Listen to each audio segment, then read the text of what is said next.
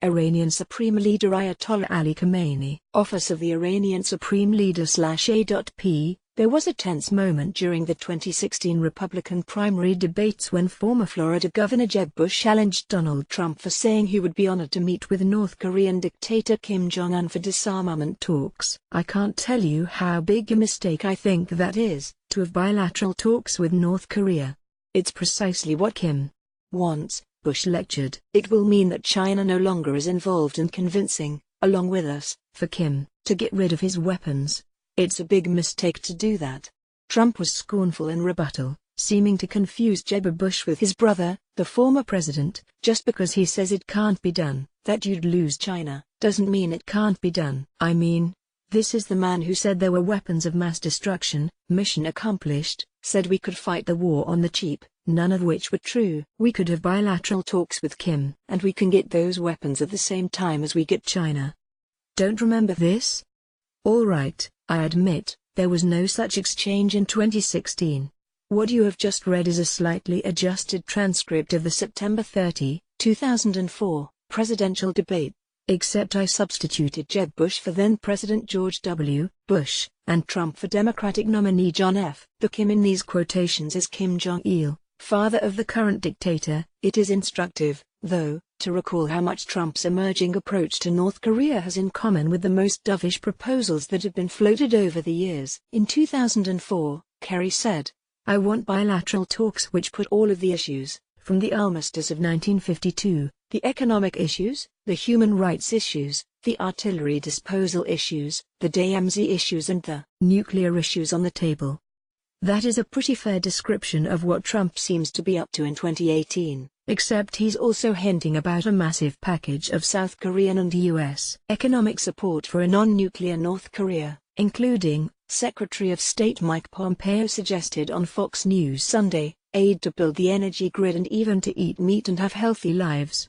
Kerry's views on such matters owed much to the strain of Cold War policy thinking that favored détente and arms control with the Soviet Union, on the assumption that Moscow was hostile to the United States but fundamentally rational, and, most important, unlikely ever to change.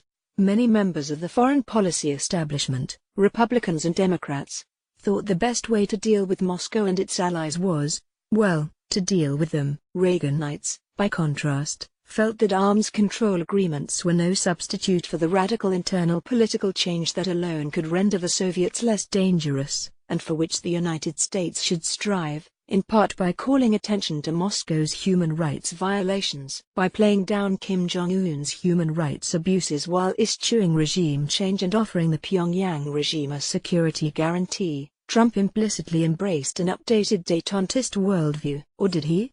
In Iran, by contrast, Trump has overturned Kerry's handiwork, the nuclear deal.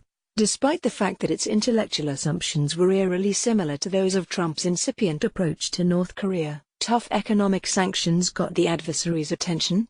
Now it's time to cut a deal, and, finally, put old enmities aside. In the Iranian case, Trump is pure Reaganite.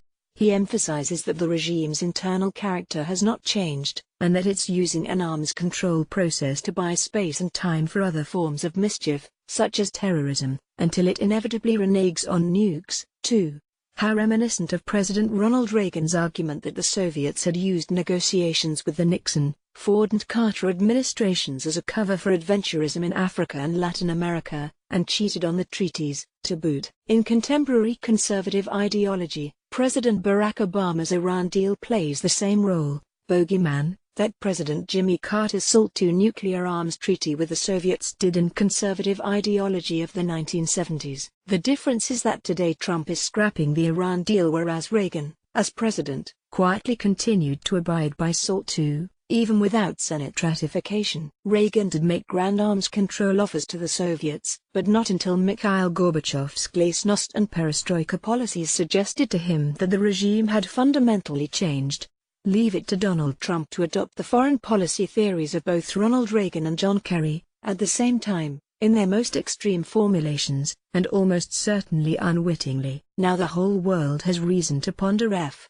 Scott Fitzgerald's famous essay, The Crack Up, and its famous dictum, The test of a first-rate intelligence is the ability to hold two opposed ideas in mind at the same time and still retain the ability to function. Read more from Charles Lane's archive, follow him on Twitter or subscribe to his updates on Facebook.